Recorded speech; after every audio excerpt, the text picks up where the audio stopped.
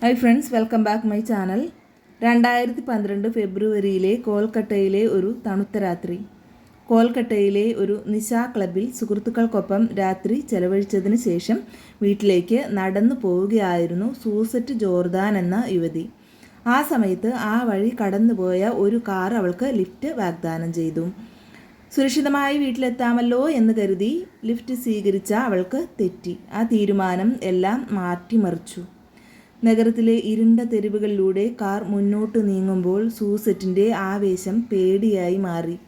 കാറിലുണ്ടായിരുന്ന 5 അംഗ സംഘം അവളെ ക്രൂരമായി കൂട്ടബലാത്സംഗം ചെയ്തു. അവളുടെ നിലവിളി ആ ഇരുട്ടിൽ ആരും കേട്ടില്ല.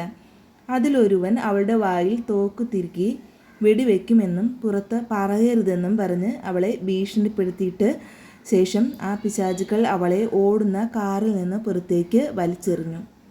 പാർക്ക് സ്ട്രീറ്റിൽ ഉപേക്ഷിക്കപ്പെട്ട അവൾ ശാരീരികവും മാനസികവുമായും തകർന്നു പോയിട്ടുണ്ടായിരുന്നു. ആ വഴിയരികിൽ കിടന്ന് ഞരങ്ങിയും മൂളിയും അവൾ നേരം വെളുപ്പിച്ചു. സുഭാഷിസ് ചാറ്റർജി എന്ന പോലീസ് കോൺസ്റ്റബിൾ പുലർച്ചെ 4 മണിയോടെ പാർക്ക് സ്ട്രീറ്റിൽ പട്രോളിംഗ് നടത്തുമ്പോൾ അവശനിലയിൽ കിടക്കുന്ന സൂസറ്റിനെ കണ്ടു.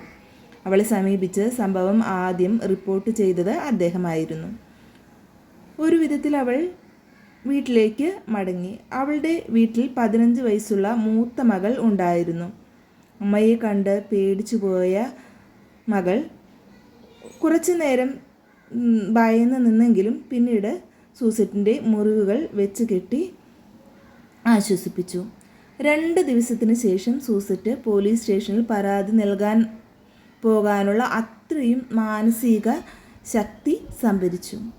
സ്റ്റേഷനിലെത്തിയ സൂസറ്റിന് നേരിടേണ്ടി വന്നത് ക്രൂരമായ പരിഹാസങ്ങളായിരുന്നു. ഒരു പോലീസ് ഉദ്യോഗസ്ഥൻ അവളോട് ചോദിച്ചു, ഓടുന്ന കാറിൽ വെച്ച് നിങ്ങളെ ബലാത്സംഗം ചെയ്തെന്നോ? എന്തായിരുന്നു പൊസിഷൻ? ആ അപമാനം ഒരു തുടക്കം മാത്രമായിരുന്നു. കുറ്റകൃത്യം സംബന്ധിച്ച വാർത്തകൾ പ്രധാന വാർത്തകളിൽ ഇടം നേടിയതോടെ വെസ്റ്റ് ബംഗാൾ മുഖ്യമന്ത്രി മമതാ ബാനർജി ബലാത്സംഗം ഒരു കെട്ടിച്ചമച്ച കഥയാണെന്ന് പറഞ്ഞ് തള്ളിക്കളഞ്ഞു.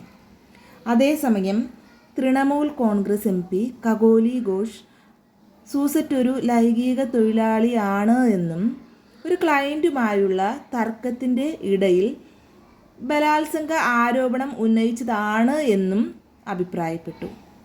ആളുകൾ അവളെ കുറ്റപ്പെടുത്തി, ഒറ്റപ്പെടുത്തി, കളിയാക്കി. അതിൻ്റെ ഫലമായിട്ട് അവൾ 2 പെൺമക്കളുമായി താമസിച്ചിരുന്ന അവളുടെ വീട് മാറി താമസിക്കേണ്ടതായിട്ട് വന്നു. എന്നാൽ ഇതുകൊണ്ടൊന്നും അവൾ തകർന്നില്ല. ഇന്ത്യൻ നിയമം അനുസരിച്ച് പബ്ലിക് ആക്കരുത് എന്ന നിയമത്തിവരെ നിയമത്തിനൂടി കൊണ്ടുവരുമെന്ന് അവൾ പറ്റില്ല എന്ന് മനസ്സിലാക്കിയ അവൾ തനിക്ക് സംഭവിച്ചത് ലോകത്തോട് വിളിച്ചു പറഞ്ഞു. പ്രതികളെ അറസ്റ്റ് ചെയ്യുക എന്ന മുദ്രാവാക്യം വിളിച്ച് തെരുവിലേക്ക് ഇറങ്ങി. ബലാത്സംഗത്തിൻ്റെ ഇര എന്ന സ്റ്റീരിയോ ടൈപ്പിനോട് പൊരുത്തപ്പെടാൻ അവൾ കൂട്ടാക്കിയില്ല. മറിച്ച് നീതി നേടിയെടുത്ത ധീരയായ വനിത എന്ന് കേൾക്കാനാണ് അവൾ ആഗ്രഹിച്ചത്. പ്രതിഷേധം ശക്തമായപ്പോൾ കോൽക്കട്ട പോലീസിൻ്റെ ഡിറ്റക്റ്റീവ് ഡിപ്പാർട്ട്മെൻറ്റ് അന്വേഷണം ആരംഭിച്ചു. ACP അനൂജ് ശർമ്മ അന്വേഷണത്തിന് നേതൃത്വം നൽകി. പക്ഷേ അന്വേഷണം വളരെ മന്ദഗതിയിലാണ് പോയത്. ഇത് വീണ്ടും വൻതോതിലുള്ള വിമർശനത്തിന് വഴിതെളിച്ചു. ഒടുവിൽ കേസ് വെസ്റ്റ് ബംഗാളിലെ CIDക്ക് കൈമാറി. വനിതാ CID ദമയന്തി സെന്നാണ് ഈ കേസിൻ്റെ ചുമതല ഏറ്റെടുത്തത്. അവർ കേസിനെക്കുറിച്ച് കൂടുതൽ ആഴത്തിലുള്ള അന്വേഷണം നടത്തുകയും DNA തെളിവുകൾ ശേഖരിക്കുകയും അതുപോലെ തന്നെ മതിയായ സാക്ഷിമൊഴികൾ രേഖപ്പെടുത്തുകയും ചെയ്തു. അന്വേഷണം ഏറ്റെടുത്തതിന് ശേഷം 2012 തന്നെ ജൂലൈ ഓഗസ്റ്റ് മാസങ്ങളിൽ അവർ കേസിൻ്റെ കുറ്റപത്രം സമർപ്പിച്ചു. കേസിൽ ആദ്യം 5 പേരെയാണ് പ്രതി ചേർത്തത്. എന്നാൽ കഷ്ടകാലം എന്ന് പറയട്ടെ, പിന്നീട് മതിയായ തെളിവുകളുടെ അഭാവത്തിൽ അതിൽ 2 പ്രതികളെ കോടതി വെറുതെ വിട്ടു.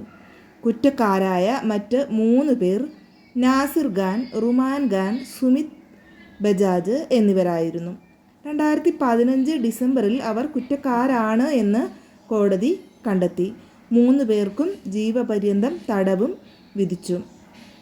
എന്നാൽ വിധിയെന്ന് പറയട്ടെ, 2 പെൺകുട്ടികളുടെ സിംഗിൾ മദറായ സൂസറ്റിന് വിധി കേൾക്കാനുള്ള ഭാഗ്യം ഉണ്ടായില്ല. വിധി വരും മുൻപേ സൂസെറ്റ് 2015 മാർച്ചിൽ, അതായത് വിധി വരുന്നതിന് ഏതാനും മാസങ്ങൾക്ക് മുൻപ് തലച്ചോറിലെ അണുബാധയെ തുടർന്ന് മരണപ്പെട്ടു. മരിക്കുമ്പോൾ അവർക്ക് 40 വയസ്സായിരുന്നു പ്രായം.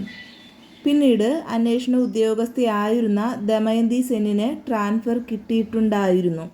ഇന്ത്യയിൽ ഉന്നത കേസുകൾ കൈകാര്യം ചെയ്യുന്ന ഉദ്യോഗസ്ഥർക്ക് ഇത്തരം സ്ഥലമാറ്റങ്ങൾ